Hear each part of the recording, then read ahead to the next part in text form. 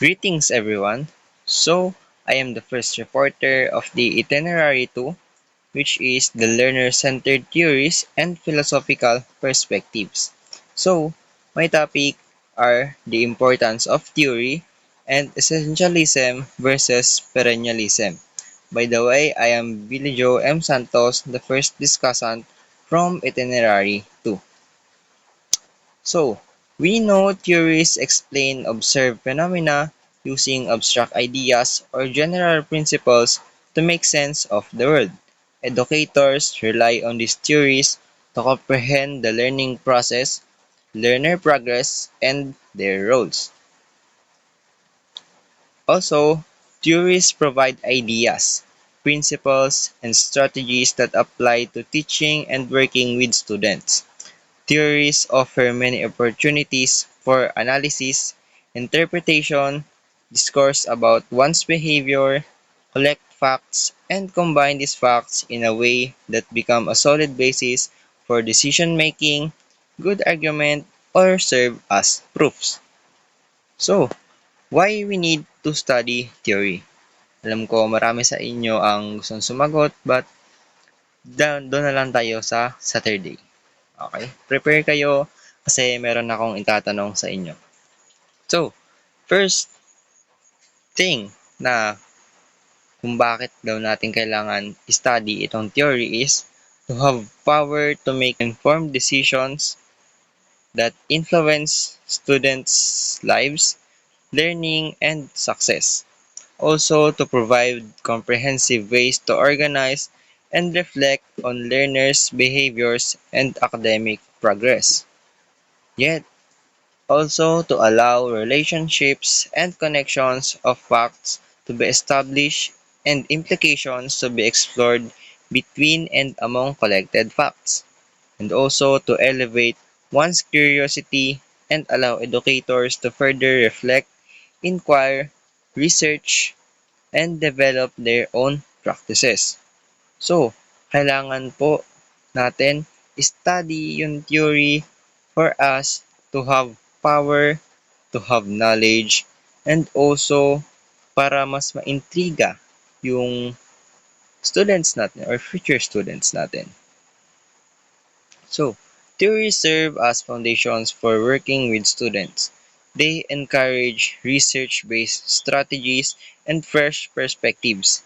Each theory provides insight into children's growth, learning, and development. So, tapos na tayo sa theory. Dito naman tayo sa essentialism and perennialism as teacher-centered philosophies. So, unahin natin dito yung perennialism. Knowledge is transferred from one generation to the next. Teacher instill respect for authority, determination, work ethic, compassion, and sensibility. So, according to perennialism, educators should teach what is of everlasting value to all people everywhere. So, dito daw po sa perennialism, mainly, ang tinuturo ng mga educators is yung nagtatagal. Kumbaga, na-adapt talaga ng student. In addition, perennialists believe that one should teach principles rather than facts. This is a philosophy that teaches scientific reasoning instead of facts and gives a human side to science.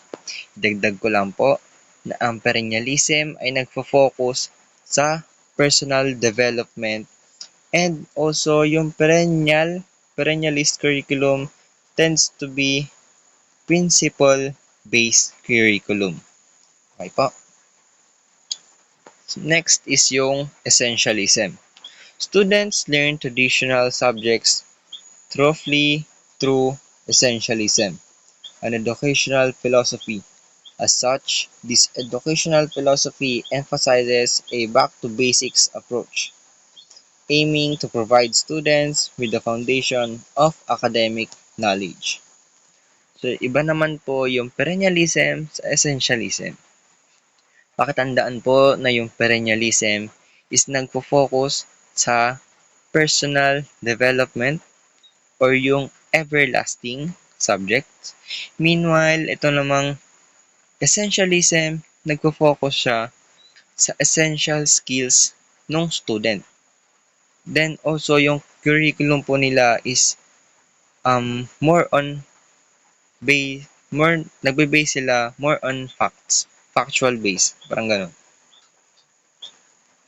So, according to essentialism, students should be taught the accumulated wisdom of our civilization, particularly in Western civilization, through traditional academic disciplines such as reading, writing, literature, history, foreign languages, mathematics, science, art, and music.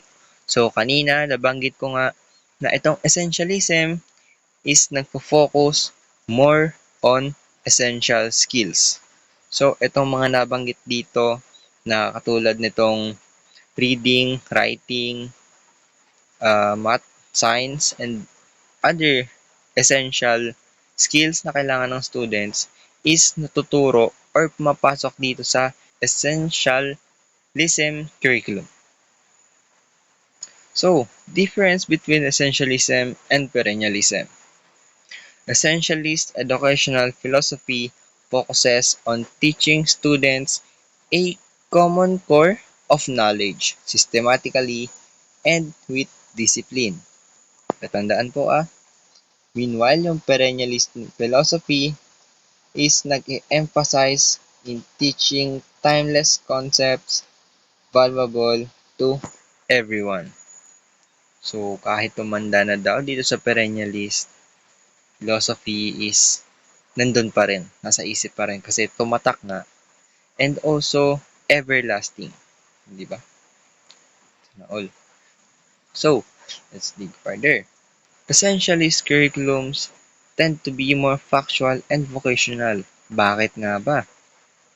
So, bakit sa tingin nyo yung essentialist curriculums ay mas more on facts? Diba? Sasagutin nyo yan. While perennialist curriculums tends to be more principle-based. Bakit nga ba? Sasagutin nyo din yan. So, it is essentialism that focuses primarily on essential skills, but it is the personal development that focuses mainly on essential skill. So, I think that would be all for my report. Thank you.